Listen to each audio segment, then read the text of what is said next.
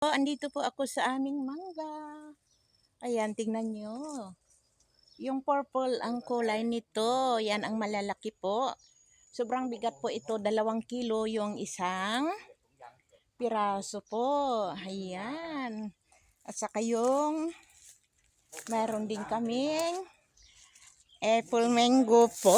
Ayan. Yan. Yung apple mango.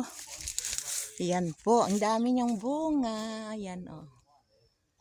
Yan, ang apple mango. Yan ang aming purple na mango. Kaya ang gagawin namin ay magbabalot po kami. Ito na naman ang aming babalutin. Ayan. Ang lalaki po nito. Yan o. 2 kilo, isang piraso po nito. Yan. Thank you very much po. Ayan po. Hanggang doon sa taas yung bunga.